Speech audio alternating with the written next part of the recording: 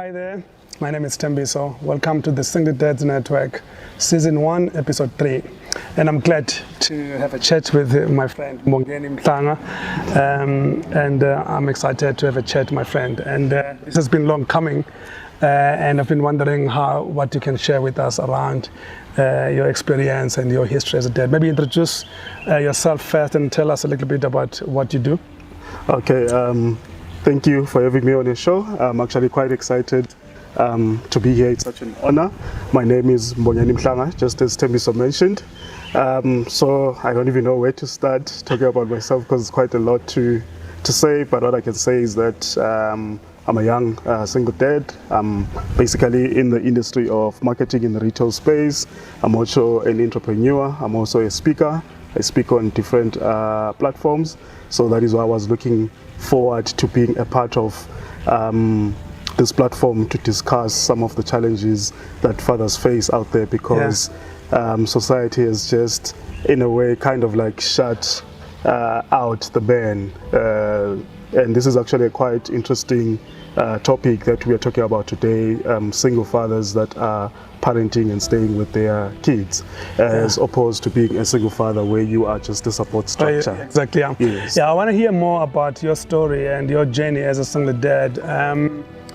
Did it happen by mistake? Is it something that was planned? And how have you navigated this territory, and what challenges have you faced, and how have you overcome them? Okay, so firstly, I don't think there is any man that plans to be a single father. Circumstances and challenges along the way, they just come up. So that basically maybe I think some of the things that will contribute when you become a father, and maybe, for example, in my case, I lost my dad at a young age. Sure. So navigating that space, I sort of, in a way, lost a father figure at the age, at a teenage age, at the age of 18, 19. So when it came to becoming a father or choosing the right partner, etc., I really didn't have guidance. The knowledge that I have now compared to the knowledge I had back then, that's when I realized that actually I really did not have enough information. I could have made better decisions now after I had known what I'd known now back then.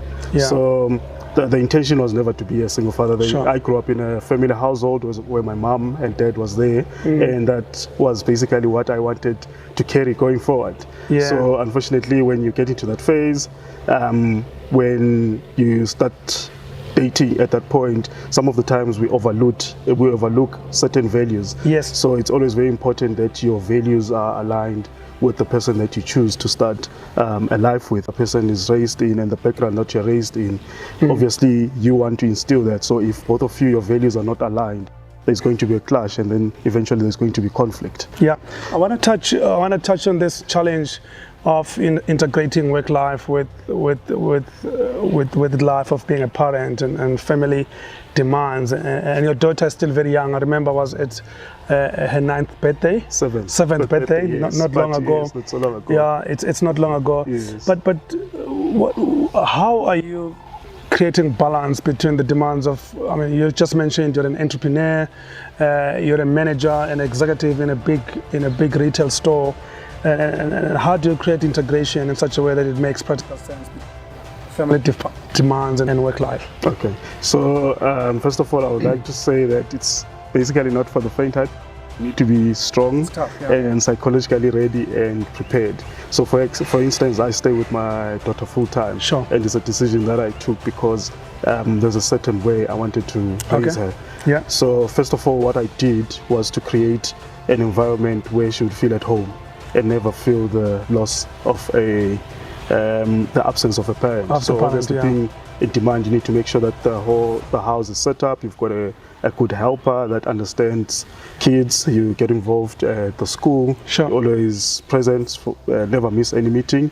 And you also, as much as maybe with the other partner you had conflict, but also be mature enough to establish a relationship that is going to benefit the child, because it's no longer about the two of you.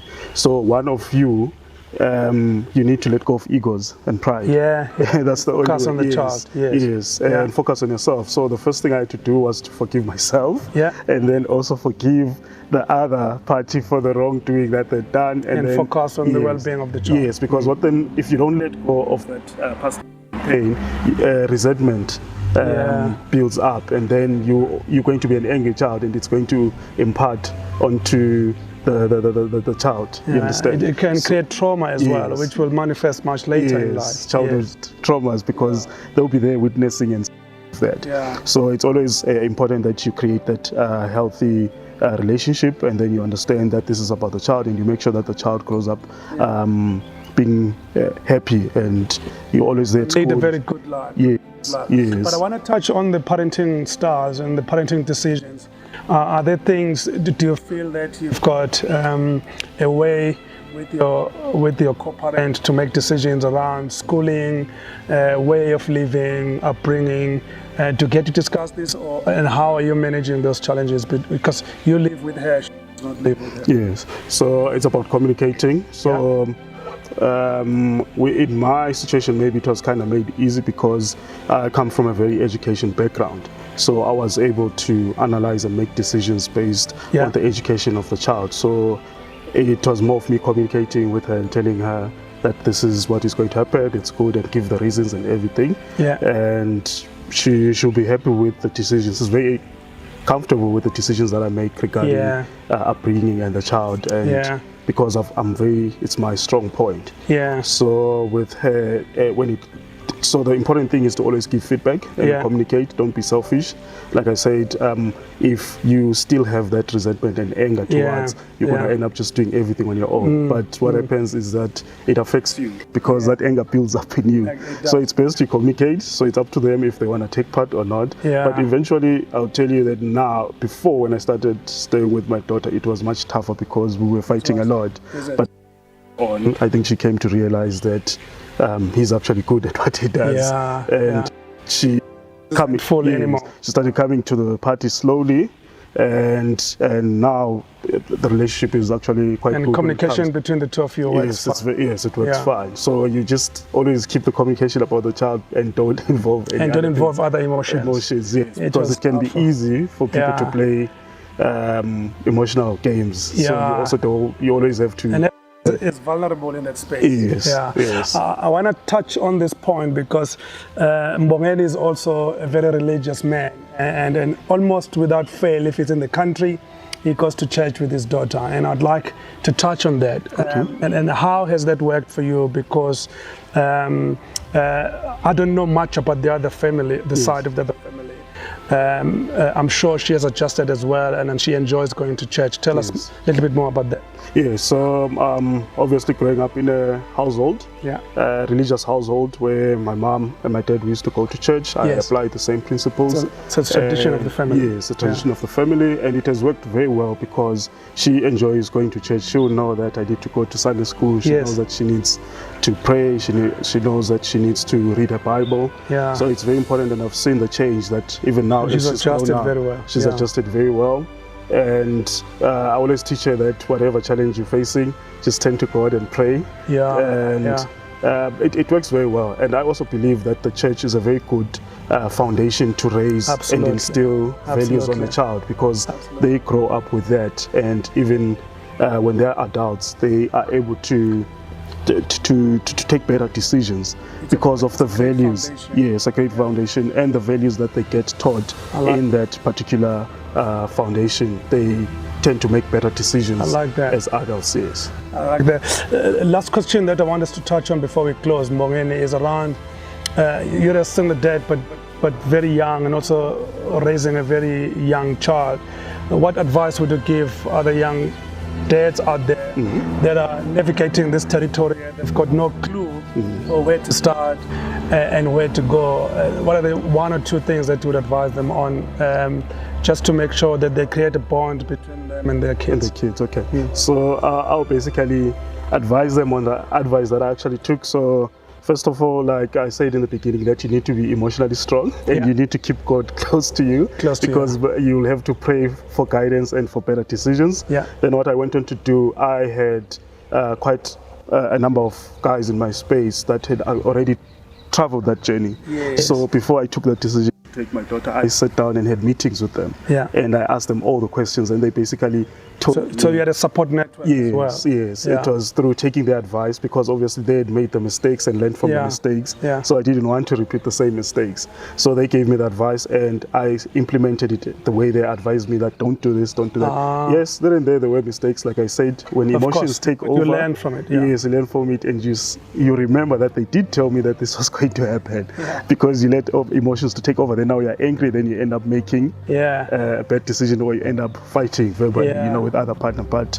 I went back immediately to the advice that I'd gotten from the other single fathers that raised their kids, which were a number of them. And now, as I implement everything, it's working quite well. And I also had the help of my partner also help me. She contributed. Yes, to that. Yes. Last thing, how would you see this network, or Single Dads network, supporting your journey and in becoming a better father to your child?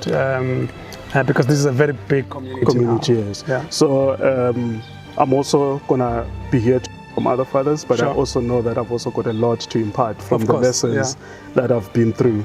So for me, the network would definitely help me to contribute, help other fathers that are struggling. Some even run away from the responsibility. Yeah, of course. So my advice also from this conversation. Yes, because it's not an easy conversation. It's a very tough conversation. Not everyone wants to talk about what brought them pain. But then, become vulnerable. But the good thing about talking about that pain is that the more you talk about it, then the less the pain becomes. You heal, yes, it's actually that when more we talk about it, and then it's a part of healing. You're actually laughing about it. Laughing about it, yes. And also importantly is that because there are some fathers that run away from their kids, not because that they want to, but because they just don't want to be in that. They don't want to face the challenge. They don't want to face the challenge and the pain, and then they think that if I'm away, then it's going to make things better, but actually it makes things worse, because now you have. And the longer you keep it within yourself and you don't address it, the more it hurts. Yes, it goes deeper and deeper. That's why when you look at the stats, the suicide rate for men is much higher. It's crazy. Men just cannot handle stress. So the platform will them to actually seek healing, because they'll be able to talk about it. And you did speak the last time. You'll be also introducing psychologists. People can get counseling. Men run away from counseling because they don't want to talk. We think we're weak. Yes, when you talk about your weakness, yes, when you talk about your pain and your struggles, you think you're looked at as weak. Thanks. But actually, that's the strong part, for you to actually stand on the platform and say, this is what I went through. Mbongeni has just talked about the need for us to engage with the panel of experts, and I like the idea of getting experts involved, because we're not just talking about the pains, but we're also talking about the solutions, and how this network can gather support from experts outside of this community to help address some of the challenges that is raised. Watch out for the next episode, because we're going to be delving more in the support system from the panel of experts.